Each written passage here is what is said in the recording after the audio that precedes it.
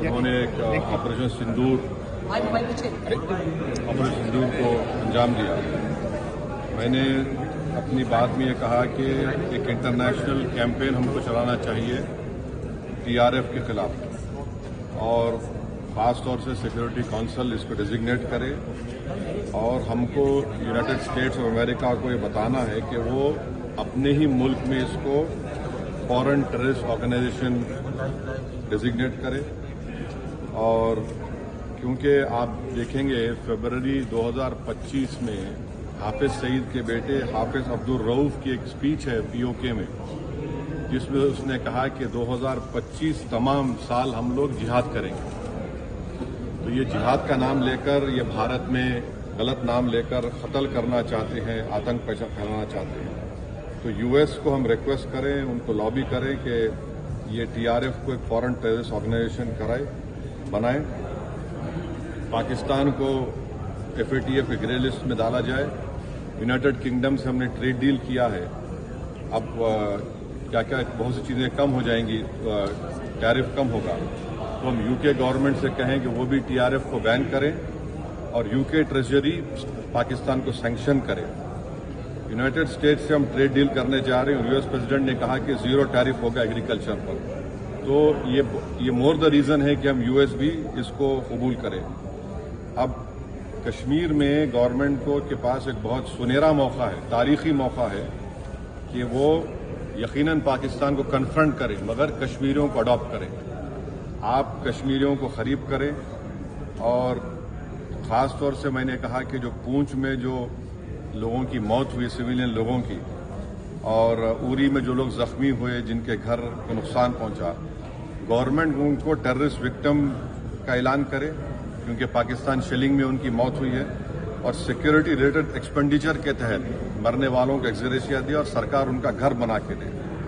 और मैंने कहा कि साउथ कश्मीर में गवर्नमेंट को बहुत एहतियात से काम करने की जरूरत है। वहां के यूथ को हमको करीब करना है, और जो ऑपरेशन सिंदूर हुआ उसका मेरी नज़र में सबसे बड़ा इम्पोर्टेंस ये है कि मुरीद की और भावलपुर पर अटैक होना, ये नॉन टेररिस्ट ऑर्गेनाइजेशन के हेडक्वार्टर्स है। ये बहुत अहम बात है जिसको हमको समझने की जरूरत है। मिलिट्री स्ट्रेटेजी वाइज आप देखेंगे, अब हमारे देश के लिए 2 फ्रंट पे हॉस्टिलिटी होगी, एलएसी और एलओसी पर।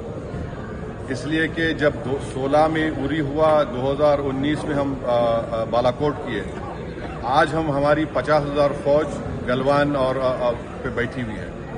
तो ये 2 फ्रंट हॉस्टिलिटी को हमको देखने की जरूरत है। चाइना से हम इतना एक्सपोर्ट कर रहे हैं, इंपोर्ट से ज्यादा चाइना से इतना इंपोर्ट कर रहे हैं, एक्सपोर्ट से ज्यादा हो रहा है।